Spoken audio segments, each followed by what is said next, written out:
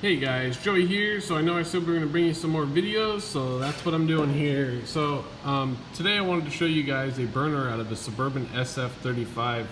This particular burner is less than a year old. It is actually only 9 months old. It came out of a dang near brand new trailer, and the customer told me that he could hear his flame inside of his furnace when he turned it on, light and then make a pop and then go back out and then light and do it again. And he said the last time it did this, he had a guy come out and the guy blew air through it and he was able to fix the problem. Unfortunately for him, that actually didn't fix the problem. It was just a temporary fix, and it does not always work when you do that, but you get a lot of technicians that think, that don't necessarily know what they're actually doing, and they'll just blow air through it thinking that's going to fix the problem.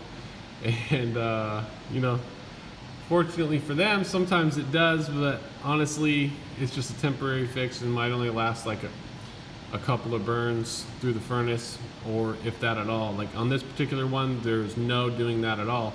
The customer actually argued with me when I told him I wanted to disassemble the furnace to inspect the burner to make sure that it was not blown out, and I had to tell him that I would pay, like he didn't have to pay anything to me if I took it apart and the burner was okay. I wasn't going to charge him for disassembling the furnace.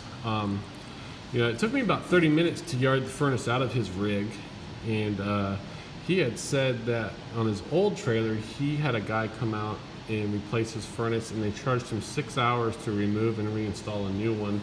That is ridiculous. I want you guys to know that. You should be being charged probably between 1 to 2 hours. I mean, it really just depends on whatever all is done. But this is a Suburban SF35Q burner. So let me show you guys what it looks like here.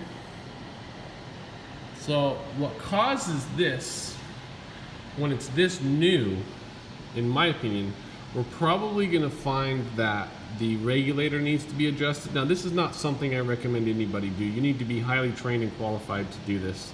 So this burner is burning too hot, or basically being fed too much propane because it doesn't have the proper water column set on the regulator. So it's getting way more propane than it needs, and it blew out the burner.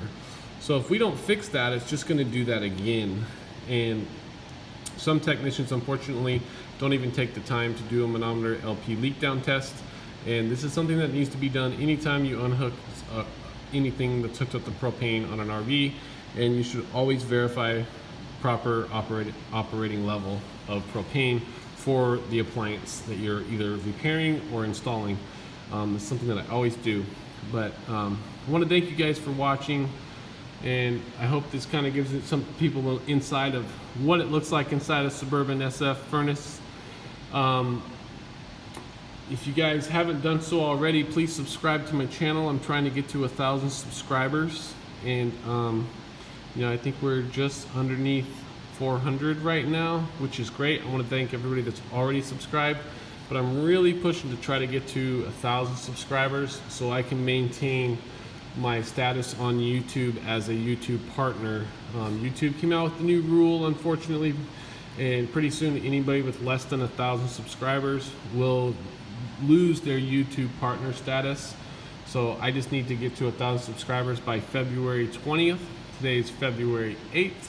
So if you guys could help me out, do that by sharing this video with your friends and everything, and get them to subscribe as well. I greatly appreciate that. I want to thank everybody again, and have safe travels out there. See you guys in the next video.